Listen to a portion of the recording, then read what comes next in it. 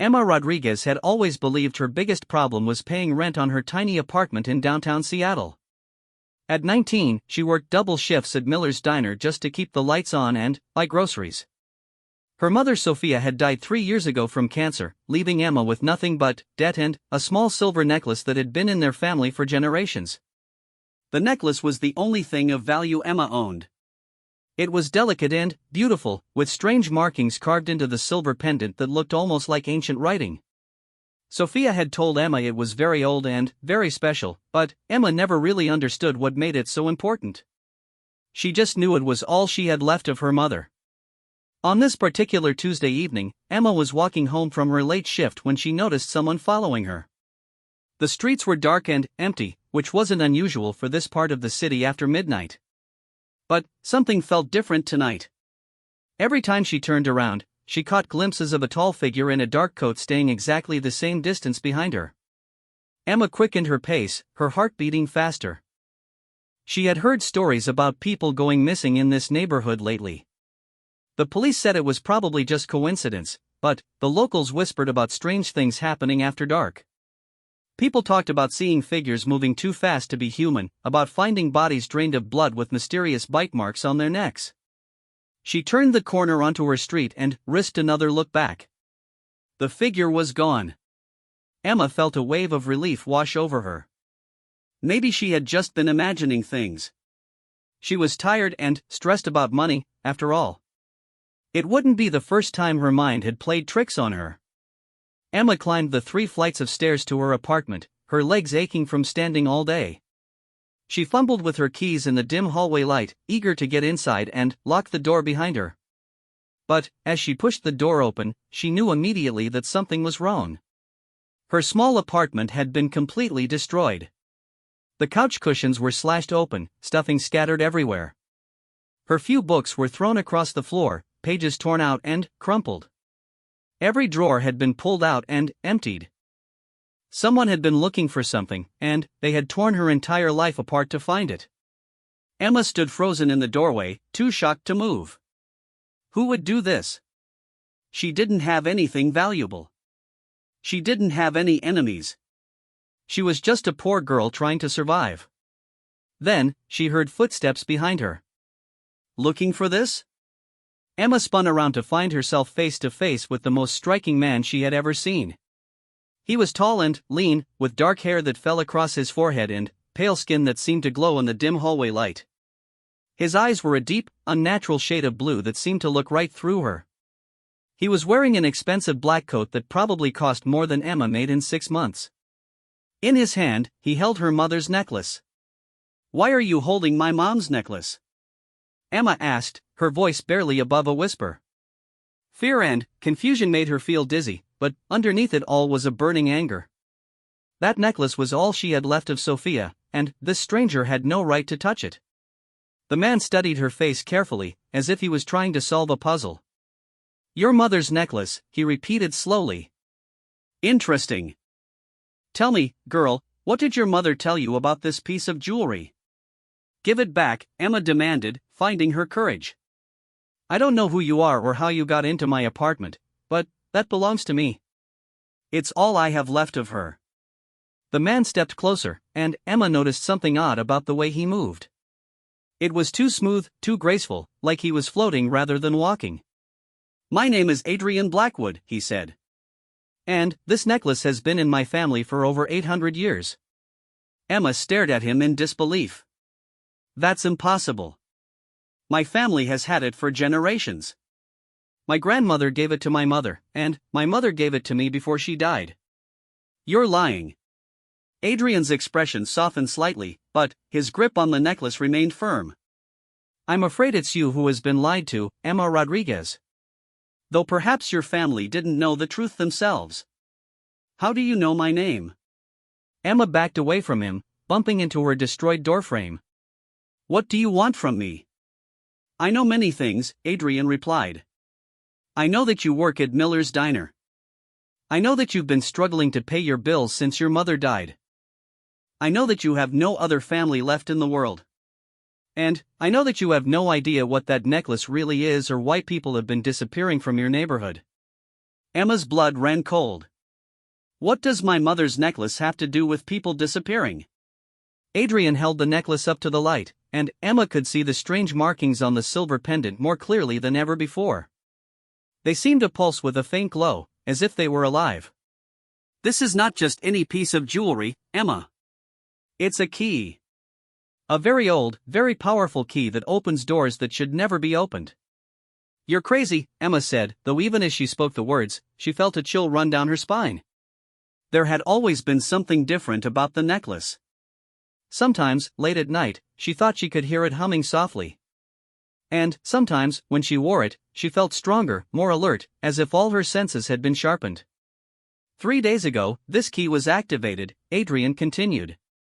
Someone wearing it used it to break through barriers that have protected this city for centuries. The creatures that have been killing people, draining them dry and leaving their bodies in alleys, they came through because of this necklace. Emma shook her head violently. No. No, that's not possible. My mother wore that necklace every day for years, and nothing bad ever happened. She was a good person. She would never hurt anyone. Your mother never activated it, Adrian said gently. But, you did. 3 nights ago, when you were attacked by those men outside the diner. Do you remember? Emma's mind flashed back to 3 nights ago. She had been walking to her car after closing when 3 men had cornered her in the parking lot. They had demanded her purse, and, when she tried to run, one of them grabbed her. She remembered feeling a surge of panic and anger unlike anything she had ever experienced. She remembered the necklace getting hot against her skin, almost burning her. And then, the men had started screaming and running away, claiming they had seen something impossible. Emma had thought they were on drugs. She had never considered that the necklace might have had something to do with their terror. What are you saying? Emma whispered. What am I? Adrian's blue eyes seemed to glow in the darkness. You're not entirely human, Emma. The necklace can only be activated by someone with supernatural blood. Your mother was human, but your father. He paused, studying her reaction. Your father was one of us. One of what? Emma asked, though deep down, she was beginning to understand. Adrian smiled, and Emma saw the flash of fangs. Vampire, Emma. You're half vampire, and that necklace is the key to the oldest vampire stronghold in North America. When you activated it 3 nights ago, you sent out a signal that every supernatural creature within 1,000 miles could feel. They're coming here, Emma. They're coming for you and for that key, and they won't stop until they have both. Emma felt like the world was spinning around her. Vampires. Half vampire. Supernatural creatures.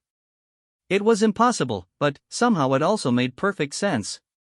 It explained why she had always felt different, why she was stronger and faster than other people, why she could see perfectly in the dark, and why she sometimes craved things she didn't understand. You're lying, she said weakly. This is all some kind of sick joke. I wish it were, Adrian replied. But the creatures that killed those people are just the beginning. Word is spreading through the supernatural community that the key has been activated. Soon, this city will be overrun with vampires, werewolves, demons, and things far worse. They'll tear Seattle apart looking for you. Emma sank against the wall, overwhelmed. Why? What do they want with me? The key opens the sanctuary, Adrian explained. It's a place where the most ancient and powerful vampires sleep. They'd been locked away for 1,000 years because they were too dangerous to walk free. But if someone uses that necklace to open the sanctuary, those ancient vampires will wake up, and they'll reclaim the world they once ruled. So take it, Emma said desperately. Take the necklace and throw it in the ocean or destroy it or something. I don't want any part of this. Adrian shook his head. It's too late for that. The key is bonded to you now.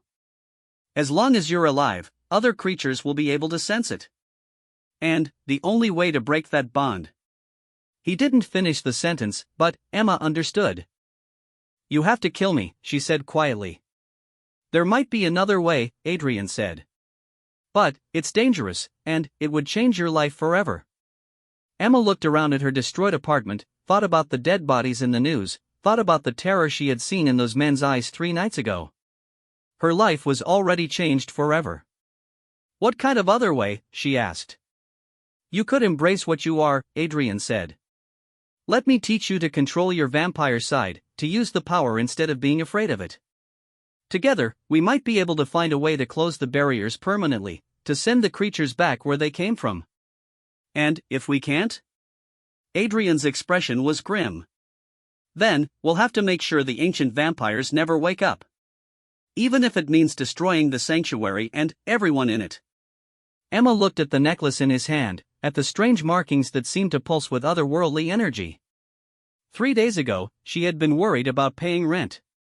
Now she was being asked to help save the world from ancient vampires. Why should I trust you? She asked. How do I know you're not just like those other creatures? How do I know you won't kill me the moment I'm no longer useful? Adrian was quiet for a long moment. Then, he held out the necklace to her. Because I'm giving this back to you. If I wanted to hurt you, Emma, I would have taken the key and left you to face the other creatures alone. But, I've spent the last 200 years hunting the things that are coming for you. I've seen what they do to innocents, and I won't let that happen to you. Emma stared at the necklace, afraid to touch it. 200 years? I'm older than I look, Adrian said with a slight smile. But, I remember what it was like to be human, to be afraid and confused and alone. I won't abandon you to face this by yourself. Slowly, Emma reached out and took the necklace. The moment her fingers touched the silver, she felt a jolt of electricity run through her body. Images flashed through her mind, ancient castles, vampire courts, battles between supernatural creatures, and, always, the necklace at the center of it all. I can see things, Emma gasped. Memories that aren't mine. The key holds the memories of everyone who has ever worn it, Adrian explained. Your vampire heritage lets you access those memories, but don't try to see too much at once. It can drive people mad. Emma closed her fist around the necklace and immediately felt the vision stop. But she could still sense the power thrumming through the silver, waiting to be unleashed. What happens now? She asked. Adrian gestured toward her ruined apartment. Now we leave. This place isn't safe anymore. I have a secure location where I can start teaching you what you need to know. But we need to move quickly. The creatures that are coming won't wait for you to be ready. Emma looked around at her destroyed home, at the scattered remains of her normal life. Everything she had worked for, everything that connected her to her mother's memory, was ruined. But maybe Adrian was right. Maybe her old life had been over the moment she activated the necklace. Will I ever be able to come back? She asked. That depends on whether we succeed, Adrian said honestly. If we can't stop what's coming, there won't be a Seattle left to come back to. Emma took a deep breath and fastened the necklace around her neck. She could feel its power settling against her skin, warm and electric and terrifying. But, for the first time since her mother died, she didn't feel completely alone. Okay, she said. Teach me. Adrian nodded and started toward the stairs. Lesson 1, never let anyone see you coming. As they descended into the darkness, Emma heard something that made her blood freeze. From somewhere outside came a long, inhuman howl, followed by answering calls from all directions around the city. The creatures Adrian had warned her about were already here. Too late to change your mind now, Adrian said grimly, quickening his pace. Emma gripped the necklace tighter and followed him into the night. Whatever was coming for her, whatever ancient evil she had accidentally awakened, she would face it. She had spent 3 years running from her problems, working dead-end jobs and barely surviving. But she wasn't going to run anymore. She was going to fight. 2 weeks had passed since Emma's world had been turned upside down, and she was beginning to understand that everything she thought she knew about reality had been wrong. Adrian had taken her to an abandoned warehouse on the outskirts of Seattle, but once they stepped inside, Emma discovered it was anything but abandoned. The warehouse was actually a sophisticated safe house, complete with high-tech security systems, a fully stocked kitchen, and living quarters that were far more comfortable than her old apartment. Adrian had explained that he maintained several such locations around the country, places where he could lay low when things got dangerous. And things had definitely gotten dangerous. Emma stood in front of a full-length mirror, hardly recognizing herself. Her brown eyes now had flecks of gold in them that seemed to glow in certain light. Her skin was paler than before, and she moved with a grace she had never possessed as a fully human girl. The changes were subtle but undeniable. "Your vampire side is becoming stronger," Adrian said from behind her. He had been training her every day, teaching her to control abilities she never knew she had. "How do you feel?" "Different," Emma admitted. "Stronger. But also hungry in a way I've never been hungry before." Adrian nodded knowingly. "That's the vampire hunger.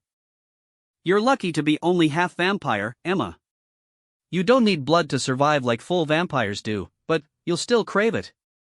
You have to learn to control that craving, or it will control you." Over the past 2 weeks, Adrian had taught Emma things that seemed impossible. She could move faster than any human, her senses were incredibly sharp, and she was strong enough to bend steel bars with her bare hands. But the most shocking discovery was that she could sense other supernatural creatures from miles away. "There's something out there," Emma said, turning away from the mirror. "I can feel them getting closer." Adrian's expression grew tense. "How many?" Emma closed her eyes and concentrated, extending her supernatural senses outward like invisible tentacles. The necklace around her neck grew warm as she used its power. "At least 12. Maybe more. They're not human, but they're not vampires either. Something else." "Werewolves," Adrian said grimly. "I was hoping we'd have more time before they found us." Through the warehouse windows, Emma could see the sun setting over Seattle. In the distance, smoke was rising from several different locations throughout the city. The supernatural creatures that had been drawn by the necklace's activation were not being subtle about their presence. The human authorities were calling it a gang war, but Emma and Adrian knew better. "Why are they working together?" Emma asked. "I thought vampires and werewolves were enemies." "Usually they are," Adrian replied. "But the key you carry is powerful enough to make old enemies into allies. Every supernatural creature wants to get their hands on it, and they're willing to cooperate to make that happen." Emma fingered the necklace nervously. Sometimes she thought about taking it off, but Adrian had warned her that removing it now would only make her easier to track. The key was part of her now, whether she liked it or not. "Adrian," Emma said hesitantly. "You never told me why you're helping me. What do you get out of this?"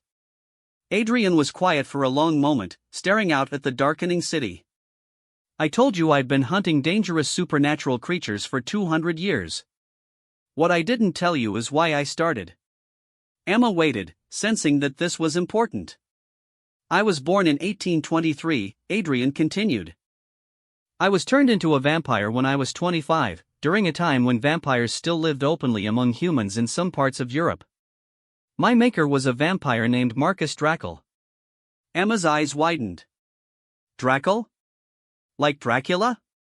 "Marcus was Vlad's younger brother," Adrian said.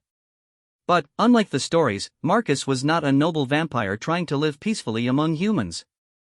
He was a monster who enjoyed causing pain and terror. He created me to be his lieutenant, his second in command in a war against humanity." Adrian turned to face Emma, and she could see centuries of pain in his blue eyes. "For 50 years, I did terrible things under Marcus's command. I killed innocent people, destroyed entire families, spread chaos and fear wherever we went. I told myself I had no choice, that I was just following orders, but the truth is that I enjoyed it. The power, the fear, the control over life and death." Emma felt a chill run down her spine. "What changed?" "We attacked a small village in Romania in 1898, Adrian said quietly. There was a family there, a mother and her young daughter. The mother tried to protect her child, and Marcus decided to make an example of them. He ordered me to kill the mother slowly while forcing the daughter to watch." Adrian's hands clenched into fists. "I looked at that little girl, seeing the terror in her eyes, and suddenly, I saw myself clearly for the first time. I saw what I had become, what I had helped create. I realized that I was the monster children had nightmares about. So you rebelled? Emma asked. I tried to, Adrian said. But Marcus was too powerful. He killed the mother and daughter himself, and then, he punished me by forcing me to watch as he destroyed village after village, always making sure I knew it was my fault for defying him. Emma reached out and touched Adrian's arm. That wasn't your fault. You tried to stop him. It took me another 20 years to find a way to fight back, Adrian continued. I learned that Marcus was searching for the same key you now carry. He believed that if he could awaken the ancient vampires in the sanctuary, they would make him their king, and, together they would rule over a world where humans were nothing but cattle. But, you stopped him? Adrian nodded. I found the key first and made sure it was hidden where Marcus could never find it. I thought I had ended the threat forever. But Marcus is still out there, still searching, and now the key has been activated again. Emma felt the weight of the necklace around her neck like a physical burden. You think he's coming here? I know he is, Adrian said. I can feel him getting closer every day. Marcus is ancient and powerful, far stronger than the werewolves and lesser vampires that have been terrorizing the city. When he arrives, the real battle will begin. A loud crash from outside interrupted their conversation. Emma ran to the window and saw a pack of massive wolves circling the warehouse. But these weren't normal wolves. They were easily twice the size of any wolf she had ever seen, with glowing yellow eyes and teeth that looked like they could tear through steel. They found us, Emma said. Adrian moved to a weapons cabinet and began pulling out items that Emma had learned were specifically designed to kill supernatural creatures. Silver bullets, wooden stakes, bottles filled with holy water, and blades forged from metals that didn't exist in the natural world. Remember what I taught you, Adrian said, handing Emma a silver dagger. Don't try to fight them head-on. You're fast and strong, but they're stronger. Use your speed and intelligence. I don't know if I can do this, Emma admitted, staring at the weapon in her hand. You can, Adrian said firmly. The necklace didn't choose you randomly, Emma. You have power inside you that you haven't even discovered yet. Trust your instincts. The front door of the warehouse exploded inward, and 3 massive werewolves charged inside. In their human forms, they would have been large, intimidating men. As wolves, they were terrifying beasts with claws that could slice through concrete and jaws powerful enough to crush bones. Emma's vampire instincts kicked in immediately. Time seemed to slow down as her enhanced reflexes took over. She dodged the first werewolf's charge, rolling to the side and coming up behind it. Her silver dagger flashed in the dim light as she drove it between the creature's shoulder blades. The werewolf howled in pain and fury, but silver was one of the few things that could seriously hurt a werewolf. The creature stumbled and fell, black blood pooling beneath it. Meanwhile, Adrian was fighting the other 2 werewolves with the fluid grace of someone who had been battling supernatural creatures for centuries. His movements were so fast that Emma could barely follow them, his silver blade weaving patterns in the air that left glowing trails behind. There are more coming, Emma shouted, sensing additional werewolves approaching from all sides. The back exit, Adrian called back. We need to get out of here before they surround us completely. Emma started toward the rear of the warehouse, but something made her stop. The necklace around her neck was growing hot, almost burning her skin. She could feel power surging through it, power that wanted to be released. Emma, come on! Adrian yelled. But Emma was transfixed by the sensation flowing through the necklace. She could sense every supernatural creature within a mile radius. The werewolves outside, a vampire approaching from the east, something else moving through the shadows that felt older and more dangerous than anything else. He's here, Emma whispered. What? Adrian spun around to look at her. Marcus, Emma said, her voice strange and distant. I can feel him. He's here. The temperature in the warehouse seemed to drop 20 degrees in an instant. The werewolves that had been charging toward them suddenly stopped and backed away, whimpering like frightened dogs. Even Adrian tensed, gripping his weapon tighter. A figure appeared in the doorway, and Emma knew immediately that this was Marcus Drackle. He was tall and thin, with pale skin and dark hair that fell past his shoulders. He wore an expensive black suit that looked like it had been tailored in another century, and his eyes were a cold, empty gray that seemed to look right through her. But it was the sense of power radiating from him that truly terrified Emma. She had thought Adrian was powerful, but Marcus felt like standing next to a nuclear reactor. Ancient, immense, and barely contained. "Adrian, my dear boy," Marcus said in a voice that carried a slight accent from another era. "How wonderful to see you again after all these years. Though I confess, I'm disappointed that you've been hiding my property from me."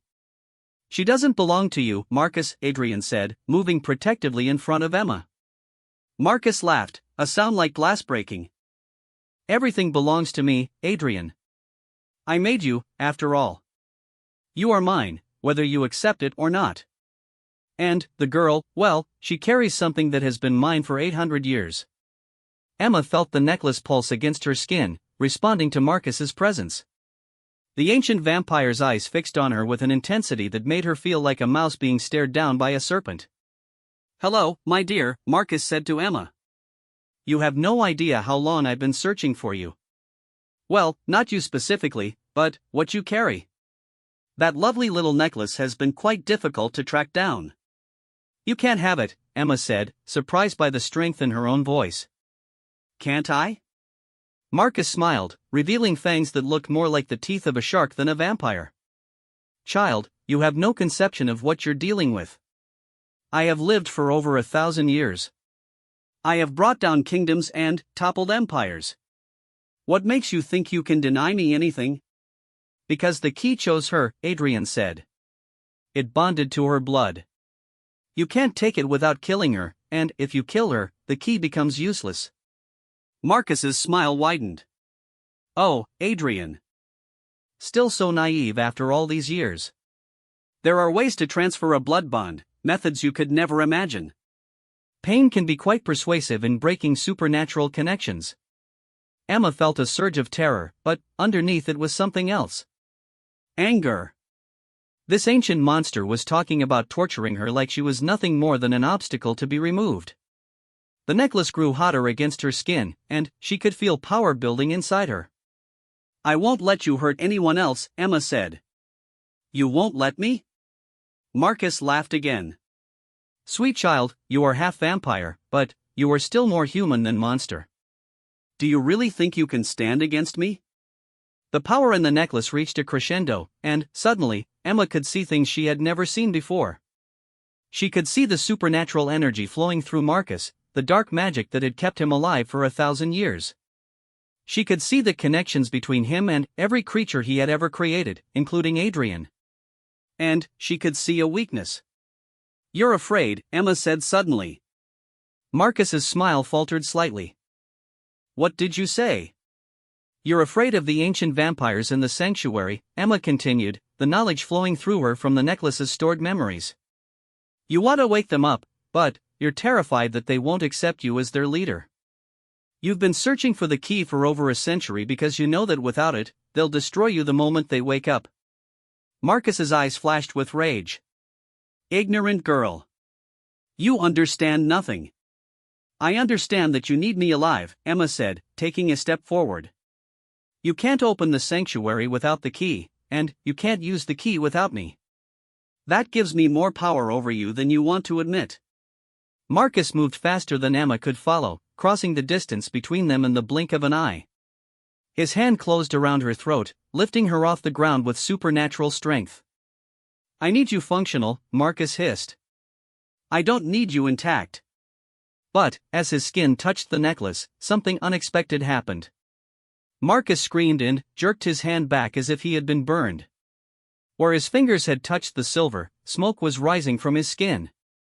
Emma dropped to the ground, gasping. The necklace was blazing with light now, brighter than she had ever seen it. "Impossible," Marcus whispered, staring at his burned hand. "The key rejected me. But that should not be possible unless..." His gray eyes widened as understanding dawned. "Unless you're not just half vampire. What was your mother's maiden name, girl?" Emma felt a chill of premonition. "Rodriguez. Sofia Rodriguez." "Rodriguez," Marcus repeated slowly. "And before that?" I don't know." She never talked about her family. Marcus began to laugh, but this time it was a sound of genuine delight rather than mockery. Oh, this is rich. This is absolutely perfect. Adrian, do you realize what we have here? What are you talking about? Adrian demanded. Marcus looked at Emma with newfound respect.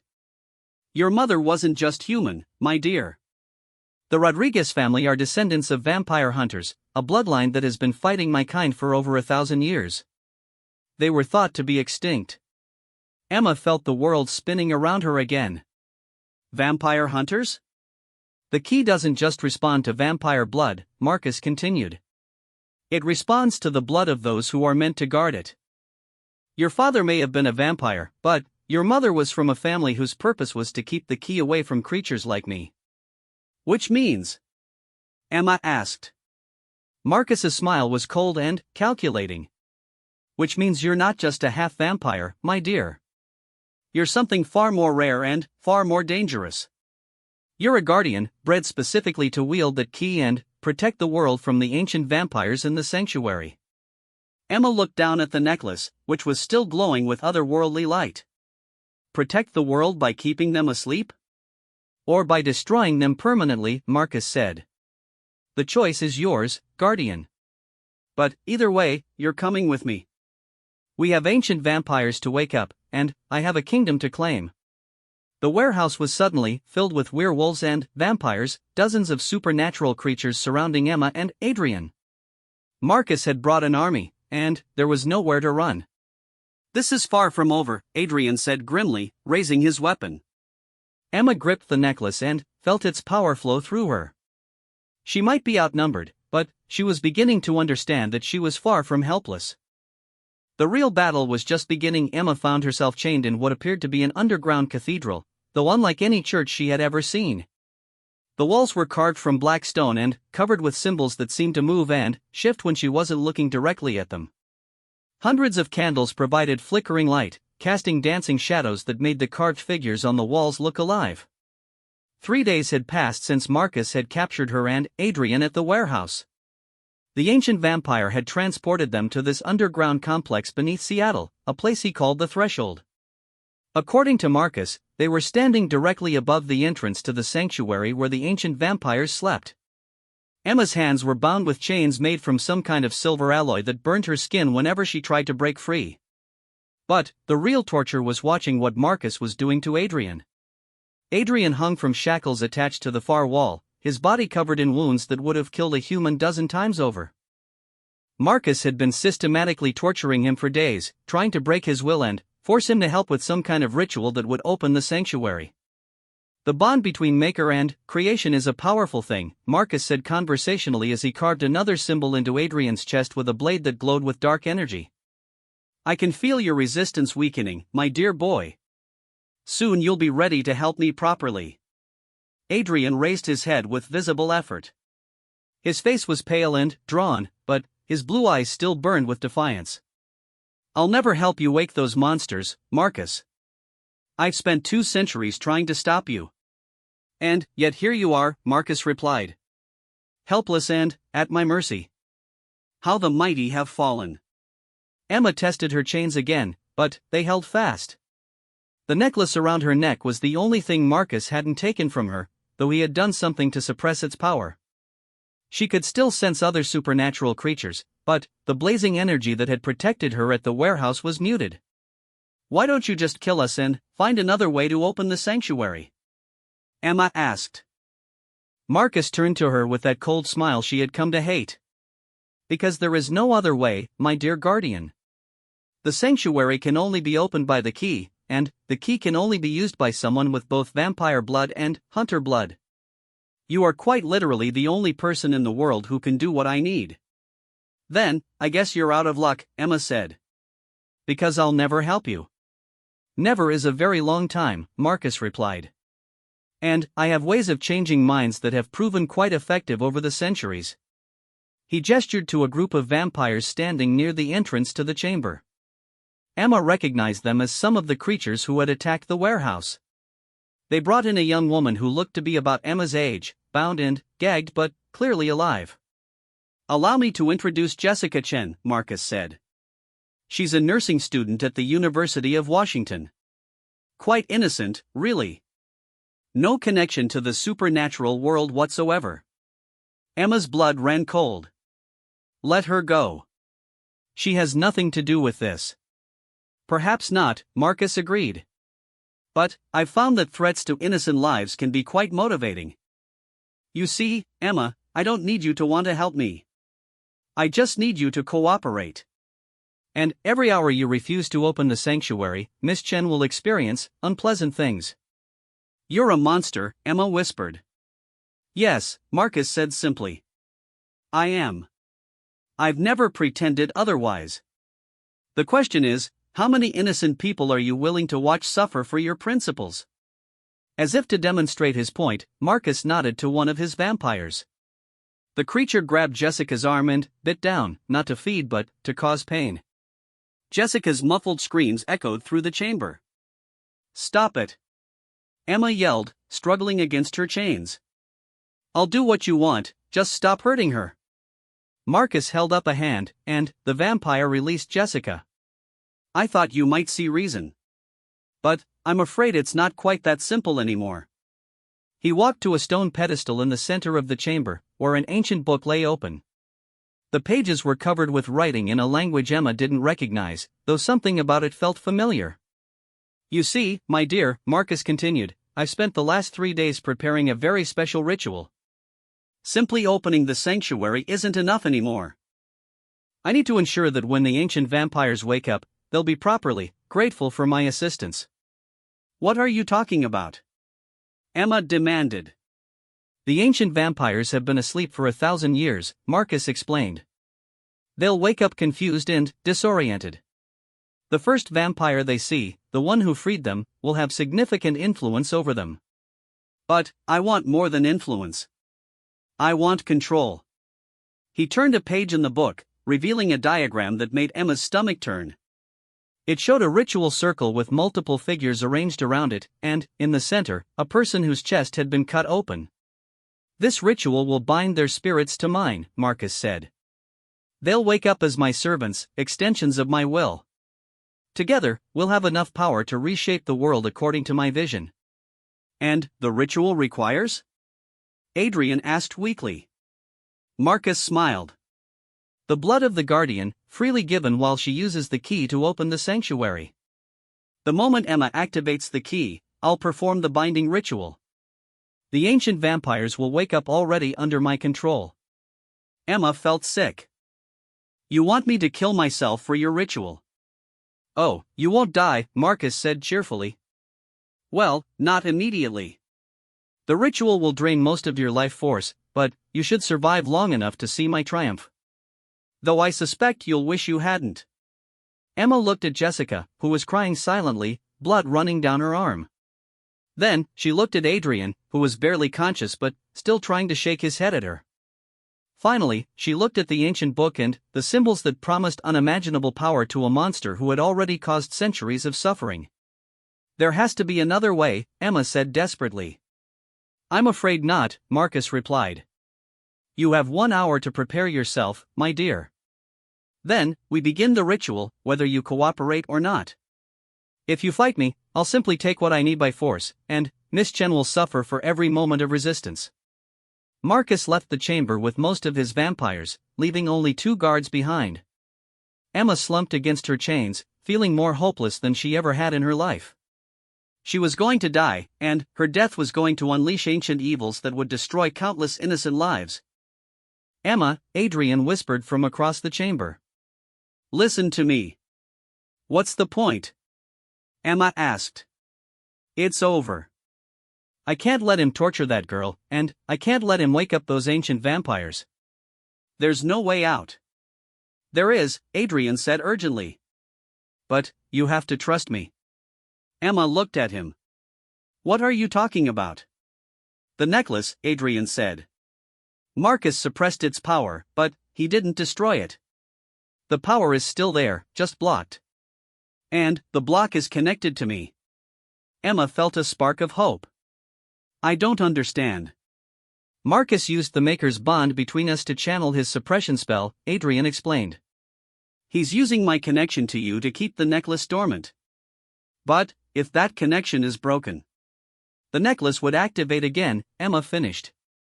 But, how do we break the connection? Adrian's expression was grim. The bond between a vampire and his maker can only be broken one way. One of us has to die. Emma felt her heart sink. No. No, there has to be another way. Emma, listen to me, Adrian said urgently. I've lived for 200 years. I've done terrible things, hurt innocent people. Maybe this is how I'm supposed to make up for all of that. You're not dying for me, Emma said firmly. I won't let you. You don't have a choice, Adrian replied. When Marcus comes back, I'm going to provoke him. Make him angry enough to kill me. The moment the bond breaks, the necklace will activate, and you'll have the power to stop him. And then, what? Emma asked. Even if I can break these chains, Marcus has an army of vampires and werewolves. How am I supposed to fight all of them? Adrian smiled sadly. You're not going to fight them, Emma. You're going to do what the necklace was really created to do. Which is? Destroy the sanctuary, Adrian said. Not open it. Destroy it completely, along with everything inside. Emma stared at him in shock. But, won't that kill the ancient vampires? Yes, Adrian said. And, it will also kill anyone standing too close when you activate the destruction sequence. Including me, including Marcus, and including you. There has to be another way, Emma insisted. Maybe there is, Adrian said. But, we're out of time to look for it. Emma, those ancient vampires in the sanctuary aren't just powerful. They're evil in a way that modern vampires like Marcus can't even imagine. If they wake up under his control, they'll turn the entire world into a feeding ground. Billions of people will die. Emma closed her eyes, feeling the weight of impossible choices. Save one innocent girl and doom the world, or save the world and sacrifice herself and everyone in the chamber. I'm scared, Emma admitted. So am I, Adrian said. But, being scared doesn't mean we get to stop fighting. The chamber doors opened, and Marcus returned with his entourage. Jessica was dragged in behind them, looking even more terrified than before. The ancient vampire was carrying a ceremonial dagger that seemed to absorb light rather than reflect it. Are we ready to begin? Marcus asked pleasantly. Marcus, Adrian called out. Before you start your little ritual, there's something I want you to know. Marcus raised an eyebrow. Oh? What's that, my wayward creation? Your plan won't work, Adrian said. The ancient vampires will never accept you as their leader, no matter what ritual you perform. You're too weak, too modern. They'll see right through your binding spell and tear you apart the moment they wake up. Marcus's smile faltered slightly. You're wrong. Am I? Adrian laughed, though the sound was bitter. Marcus, you've spent 1,000 years hiding in the shadows, picking on humans and lesser vampires. The ancients ruled empires when the world was young. What makes you think they'll be impressed by a coward who couldn't even hold on to his own progeny? Marcus's face darkened with rage. You forget yourself, Adrian. Do I? Adrian continued, his voice getting stronger despite his injuries. Face it, Marcus. You're not a king. You're not even a proper vampire anymore. You're just a pathetic old creature clinging to delusions of grandeur. Silence. Marcus roared, crossing the chamber in a blur of motion. The ceremonial dagger flashed in the candlelight as he drove it deep into Adrian's chest. Emma felt the moment the bond between them snapped like a physical blow. Immediately, the necklace around her neck blazed to life, burning away the suppression spell and flooding her body with more power than she had ever imagined. The silver chains holding her crumbled like paper as supernatural energy coursed through her. She could see the magical bonds holding the sanctuary closed, feel the ancient presences sleeping below, sense the exact frequency needed to shatter the entire complex. But she could also see Adrian's life force fading as Marcus's blade found his heart. No! Emma screamed, and power exploded outward from her in all directions. The vampire guards were thrown back against the walls with bone-crushing force. Marcus himself was sent flying, though his ancient strength allowed him to land on his feet. The stone walls cracked, and several of the candles guttered out. Emma caught Adrian as his shackles broke, lowering him gently to the ground. Blood was pooling beneath him, and his breathing was getting shallow. "Emma," he whispered. "You have to do it now. Before Marcus recovers." "I can't," Emma said, tears streaming down her face. "I can't just let you die." "You're not letting me do anything," Adrian said with a weak smile. "I'm choosing this. For the first time in 200 years, I'm choosing to do something good." Marcus struggled to his feet, his face twisted with rage and disbelief. "Impossible. The suppression spell should have held." "Your mistake," Emma said, standing and facing him.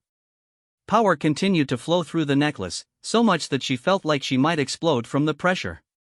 "You trusted someone who hated you to maintain your spell." Around the chamber, more vampires were pouring in, alerted by the noise. Emma could sense dozens of them, along with werewolves and other creatures. An entire army mobilizing against her.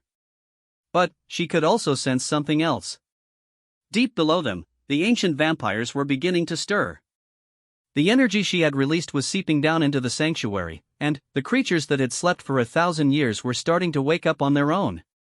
"It's too late," Marcus said, following her gaze downward. "They're already waking. Even if you destroy the sanctuary now, some of them will escape." Emma felt the truth of his words. The ancient vampires were incredibly powerful, and if even one or two of them escaped the destruction of the sanctuary, they would still pose a massive threat to humanity. But, as she struggled with the impossible choice, Emma felt something unexpected. Through the necklace, she could sense not just the locations of the ancient vampires, but their individual minds. And what she found there surprised her. They weren't the mindless monsters she had expected. They were intelligent, ancient beings who had chosen to sleep rather than watch the world change around them. And many of them were not evil at all, just tired and lost. "They're not all monsters," Emma whispered. "What?" Marcus demanded. "The ancient vampires," Emma said, understanding flooding through her. "Some of them went to sleep because they were tired of the violence, tired of being monsters. They chose exile rather than continue hurting people." Through the necklace, Emma could feel the confusion and fear of the awakening ancients. They didn't know why they were waking up, didn't understand what was happening to their world. They were scared and disoriented, not immediately dangerous. Emma made her choice. Instead of destroying the sanctuary, she opened her mind and reached out to the ancient vampires through the necklace. She showed them what Marcus planned to do, showed them the binding ritual that would enslave them, showed them the innocent people who would suffer if they were controlled by a monster. The response was immediate and overwhelming. The ancient vampires might have been asleep for 1,000 years, but they remembered what it was like to be free, and they had no intention of becoming anyone's slaves. The ground beneath the chamber began to shake as the ancient vampires rose from their long slumber. But, instead of emerging as Marcus's servants, they came up furious and ready for battle. The first ancient vampire to emerge from the floor was a woman who looked like she might have been Egyptian royalty. Her dark skin had a golden tone that seemed to glow with inner light, and her eyes were like polished obsidian. When she spoke, her voice carried the weight of millennia. "Who dares to wake us with binding spells?" she asked, her gaze fixing on Marcus. More ancient vampires began emerging from the stone floor. Men and women from different eras and cultures, all of them radiating power that made Marcus look like a child by comparison. Emma could feel their combined presence like standing next to the sun. Marcus backed away, his face pale with terror. "This isn't possible. The ritual should have bound you to me." The Egyptian vampire smiled, revealing fangs that looked like they were carved from ivory. "Foolish child. Did you really think you could enslave beings who ruled empires before your ancestors were born?" "The Guardian warned us," said another ancient vampire, this one appearing to be from medieval Europe. "She showed us your intentions through the key. We are in her debt." Emma felt a surge of relief, but it was short-lived. The chamber was still full of Marcus's modern vampires and werewolves, and they were looking increasingly desperate. Desperate supernatural creatures were extremely dangerous. "If I can't have you as servants," Marcus snarled, "then I'll make sure no one can have you at all." He pulled out a device that Emma recognized as some kind of explosive. Not an ordinary bomb, but something designed specifically to kill supernatural creatures. The kind of weapon that could take out everyone in the chamber, ancient vampires included. "Marcus, don't," Adrian whispered from where he lay dying. "This won't give you what you want." "Maybe not," Marcus replied. "But if I can't rule the world, I'll make sure it burns." Emma knew she had seconds to act. The ancient vampires were powerful, but they were also disoriented from their long sleep. Marcus's weapon might actually be able to hurt them, and it would definitely kill the innocent humans he had brought as hostages. The necklace pulsed against her skin, and Emma felt all of its stored power flowing into her. Not just the energy to open or destroy the sanctuary, but the accumulated strength of everyone who had ever worn the key over the centuries. Vampire hunters and guardians, protectors who had given their lives to keep the world safe. Emma stood up and faced Marcus, power blazing around her like invisible fire. "You're done, Marcus. It's over." "Is it?" Marcus raised the weapon. "Let's find out." But before he could activate the device, one of the ancient vampires moved with speed that made even other vampires look slow. The Egyptian woman crossed the distance between herself and Marcus in the blink of an eye, her hand closing around his throat. "You have caused enough suffering, child," she said calmly. "Your reign of terror ends now." Marcus's scream echoed through the chamber as the ancient vampire's power tore through him like lightning. When the light faded, there was nothing left of him but dust and the faint smell of sulfur. The modern vampires and werewolves who had been following Marcus immediately began fleeing, their leaders' death breaking their alliance and sending them scattering to the winds. Emma knelt beside Adrian, who was barely breathing. "It's over," she told him.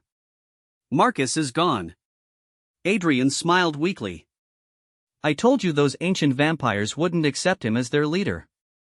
"You also told me I'd have to destroy the sanctuary," Emma pointed out. "I was wrong," Adrian admitted. "You found a better way. You always do." The Egyptian vampire approached them, moving with the dignity of ancient royalty. "Guardian," she said formally. "I am Nefertiti, once Queen of Egypt, now Elder of the Sleeping Court. We owe you a great debt." "You don't owe me anything," Emma said. "I just did what was right." "Nevertheless, you have earned our respect and our protection," Nefertiti replied. "What would you ask of us?" Emma looked around the chamber, at the ancient vampires who were still emerging from the sanctuary, at the injured people who needed help, at Adrian who was dying in her arms. "Help me save him," Emma said. "And then, help me figure out how to clean up the mess Marcus left behind. There are supernatural creatures scattered all over Seattle, and innocent people are in danger." Nefertiti nodded approvingly. "It will be done. The Guardian has spoken, and we will answer." As the ancient vampires moved to help Adrian and Jessica and the other hostages, Emma felt the necklace's power finally beginning to stabilize. The key had found its purpose again, not as a weapon or a tool of conquest, but as a symbol of protection and cooperation between the human and supernatural worlds. Emma looked down at Adrian, whose breathing was getting stronger as the ancient vampires worked their healing magic on him. "So what happens now?" she asked. "Now," Adrian said, his voice already sounding better, "we start building something better. A world where humans and supernatural creatures can coexist without fear." Emma smiled and touched the necklace around her neck. For the first time since her mother's death, she felt like she had found her true purpose. She was a guardian, a protector, someone who could stand between the darkness and the light. And she wasn't going to be doing it alone. 6 months later, Emma stood on the balcony of a renovated building in downtown Seattle that had become the headquarters of the Supernatural Peace Council. The organization brought together humans and supernatural creatures to solve problems and prevent the kind of chaos Marcus had created. Emma served as the council's guardian, using the necklace's power to mediate disputes and protect innocents from supernatural threats. Adrian worked as her partner and advisor, his centuries of experience proving invaluable in dealing with ancient supernatural politics. The ancient vampires had mostly returned to their sanctuary, but they remained available to help when truly dangerous threats emerged. The modern supernatural creatures who had scattered after Marcus's death were slowly being integrated into the new system, given chances to redeem themselves and contribute to society. It wasn't perfect. There were still problems, still conflicts between different groups. But it was better than the alternative of endless war and secret violence. Emma fingered her mother's necklace, thinking about Sophia and the legacy she had unknowingly passed down. The key had brought Emma pain and terror, but it had also given her purpose and power and family. She had Adrian, she had her work with the council, and she had the knowledge that she was making a difference. Regrets? Adrian asked, joining her on the balcony. Emma shook her head. None. Well, except for one thing. What's that? Emma smiled. I still never got to finish college. All this saving the world stuff really interfered with my education. Adrian laughed. I'm sure we can work something out. After all, you're probably the only person in history who can put defeated ancient vampire king on a college application. Emma looked out over the city, watching humans and supernatural creatures moving through the streets together, no longer hiding from each other. It was a new world, strange and sometimes dangerous, but full of possibilities that hadn't existed before. Come on, Emma said, heading back inside. We have a council meeting in an hour, and I heard there's been some kind of incident with a dragon in Portland. A dragon? Adrian raised an eyebrow. Apparently they're not as extinct as we thought, Emma replied. Just another day at the office. As they walked back into the building, Emma felt the necklace pulse gently against her skin, reminding her that her story was far from over. There would be more challenges, more threats, more impossible choices to make. But she was ready for them. She was a guardian, after all, and guardians never stopped protecting the people they cared about.